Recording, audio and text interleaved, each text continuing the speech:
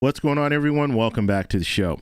So today we're going to talk a little bit about this new proposal, and I talked about the proposal already. I talked about it last week, and so we're going to do the grading. Okay, so I asked you guys to give Linda Sanchez a letter grade, and so I'm going to show you what that grade is, and then I'm going to actually give her a grade. But before we do that, I am going to show you a quick clip just to get you guys up to date when it comes to this new proposal. So that's what we're going to focus on in this video. But first off, if you guys can do me a favor, please like the video, subscribe to the channel, hit that little bell notification, and then click all. By clicking all, you'll get notified anytime we post a video.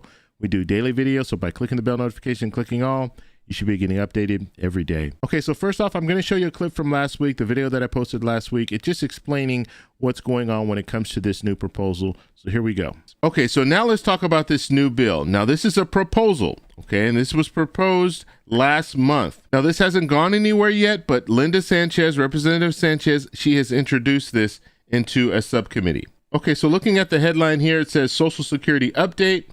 House bill seeks to boost benefits for widows and widowers. Okay, so let's take a look at what they're talking about here.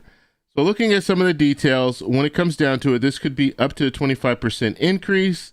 And as I stated, Linda Sanchez, she is the one who authored this bill. Now, Linda Sanchez is a representative out of Southern California. I want you to give her a letter grade, A to F. Just let me know how you think about this proposal that she has. I don't have all the details. I'm going to have to do some more research when it comes to details on how this will be paid for. And that's definitely going to be something that people are going to want to know. But I want you to rate her anyway, just based on how you feel about this plan. So what we're doing right now, the current system that we have right now, and I'm going to show you a calculation, but we'll just talk about the calculation first, and then we'll actually go into it. Let's say your spouse is receiving $3,000 in benefits. And let's say that you're receiving $1,500 in benefits.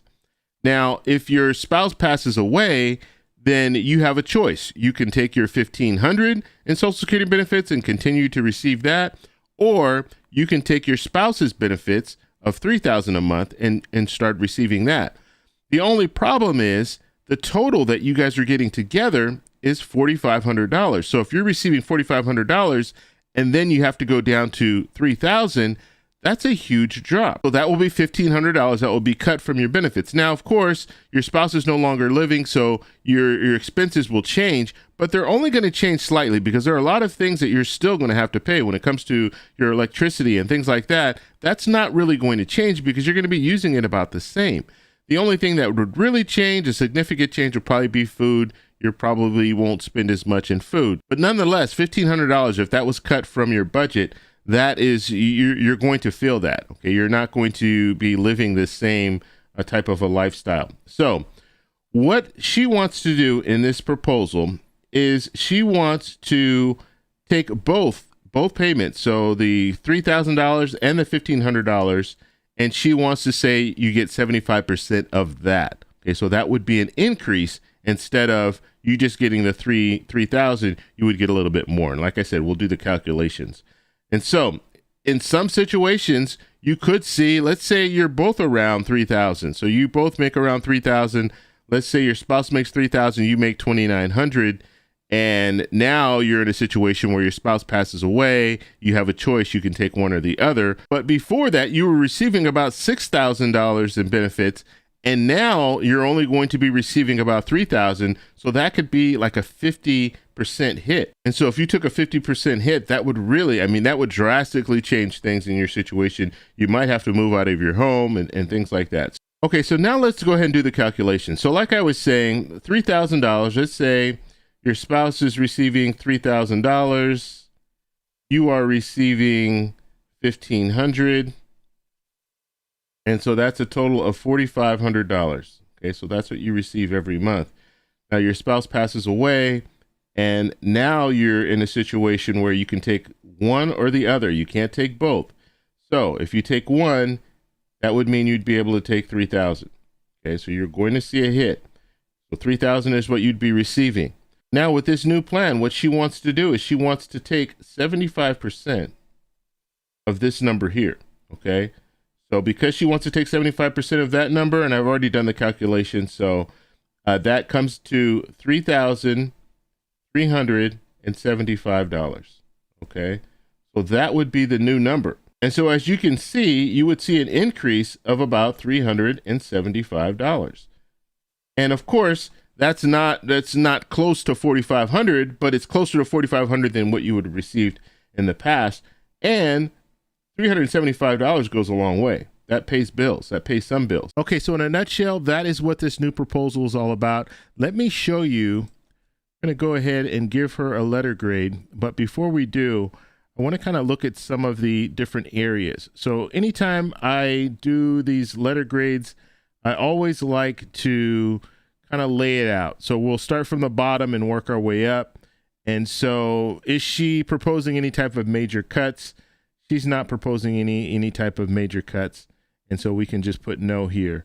Now, when it comes to support, does she support cuts? Right now, it doesn't look like she's supporting any cuts. Okay. Now, this is all going to make sense in a minute when it comes to the letter grade, but we're talking about Social Security. We're talking about as a whole, as well as this new proposal that she has.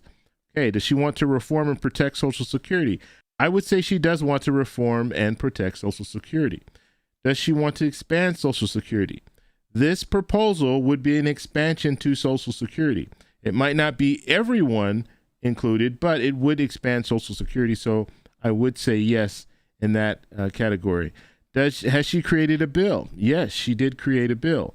And so she gets yes for the top three here and then no for the bottom. Now, when you guys graded her, you guys were pretty tough on her. You guys gave her a C minus. Okay. There are a lot of people that were giving her an F. And I don't know how that's possible, just in my opinion. If someone has gone far enough to at least propose something, propose a bill that will help Social Security, it's hard for me to say, yeah, you know what, that deserves an F. When you have politicians that are actually out there right now that want to do away with Social Security, or that are openly saying that we need to make cuts to Social Security, I mean, that's an F to me. However, an F to me is not someone who is looking to expand Social Security or at least putting some type of proposal on the table. I would even argue that even if you have some politicians that want to have cuts to Social Security, like raising the full retirement age and things like that, if they put a proposal together, I still wouldn't say that's an F, because they're still focused on reforming Social Security, or at least even if they think this is the way Social Security needs to be reformed. Even if I don't agree with it, I wouldn't say that that's an F. So I was surprised to see a lot of people putting Fs. And I know the argument is that, well, nothing's been done yet, so that's why we're giving her an F.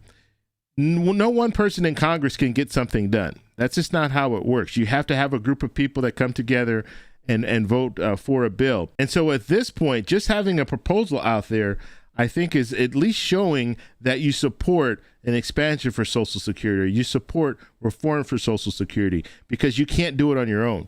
The president can't even do it on his own. So the president can come out and say, yes, I want this for Social Security. It's going to be up to Congress to do it. And it's multiple people in Congress are going to have to come together, put that bill together, and you need a majority vote in the House, and then you need a supermajority in the Senate in order to get this bill to the president's desk. So it's not just the president. It's not just one single politician that's going to be able to get this done.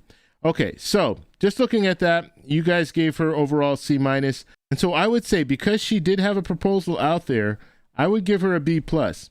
I think this proposal is good, although it's not for everyone who's receiving Social Security, but I think it will benefit a lot of those who are receiving Social Security.